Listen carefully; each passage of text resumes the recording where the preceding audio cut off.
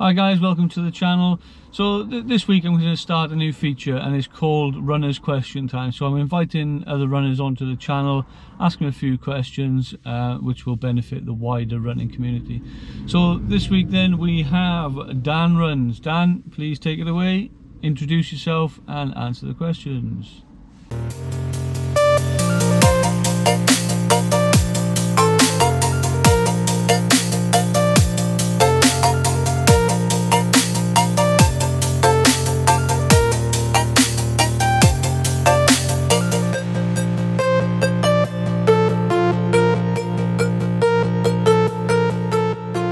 Hey everybody, my name's Dan from the creatively named Dan Runs YouTube channel.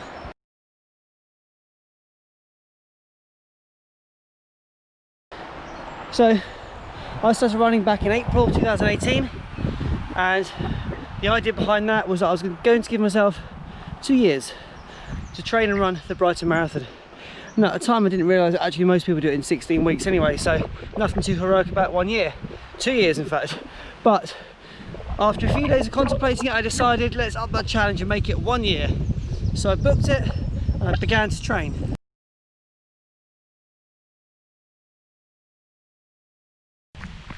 My goal race for this year is a 60-kilometre ultra, my first ultra. It was due to be in April 2020, but due to lockdown it's been postponed to September. Fingers crossed it will go ahead. And currently I'm kickstarting my training once again to build up strength on the legs, time on the legs, and just that mental preparation to be able to complete the distance. I'm not going for time, I'm going for completion.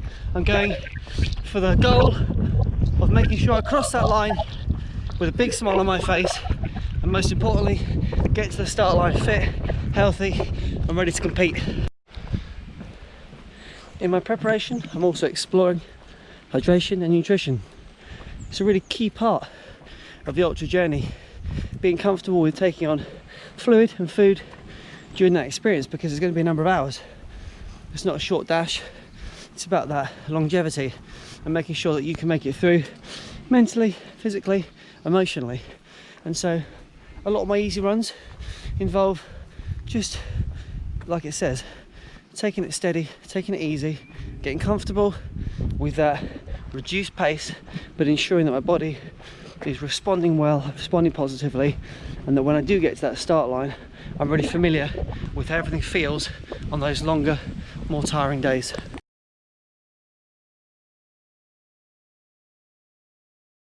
Okay, top tips for preventing injury.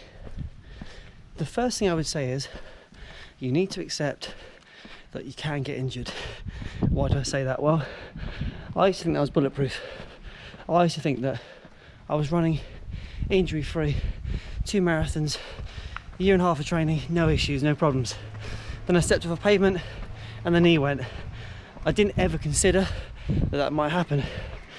And after that point I started to realise actually I've been lucky to get away with it. And so I started to employ a few strategies to ensure that from that point onwards I would reduce the possibility of being injured based on what I can control. After accepting you can get injured, first and foremost, let's check those shoes. Are they the right shoes for you? It's really important that you make sure that the equipment, the tools that you're using are best suited to your body. You're not somebody else. You shouldn't be trying to replicate the people you see online or your friends. What you should be doing is finding the one fit that's right for you.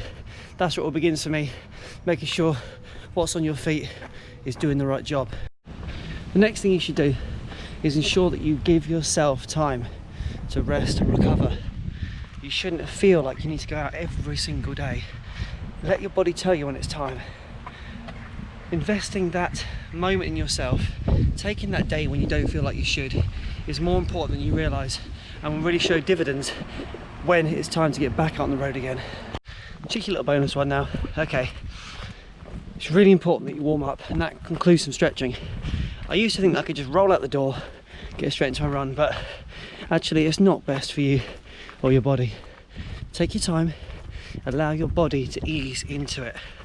I think it was even Ginger Owl who said, it's a bit like a car starting up in the morning. give the engine a moment to get warm, then start to move. If that means you walk for a kilometre, you do that, but invest that time early on, and it will seriously support your running for the rest of that day.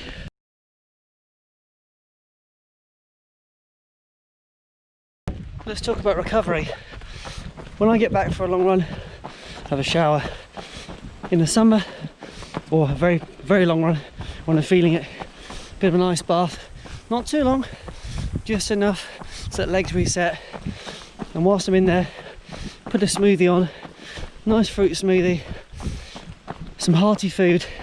I do use Tailwind Nutrition Recovery Mix, but obviously, again, it's personal preference. You need to find what works for you. And then get my legs up, just give myself time to slow everything down, to relax into the day.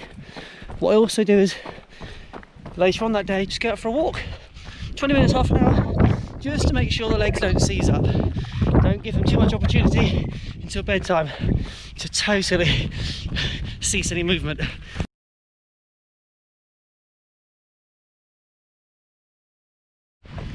My tips for beginner runners: first and foremost, accept this. There will always be somebody faster and there will always be somebody slower than you. So get comfortable with that. Do not buy equipment based on reviews of people on YouTube just because you like the look of them. Go into a shop, try it on for yourself. It's really important that you don't try and showboat, that you wear what's right for you. Whatever colour that may be, whatever brand that may be, your body is not the same as the person you watch online. So please be mindful of that. And lastly, enjoy it. It's a journey, it's an experience.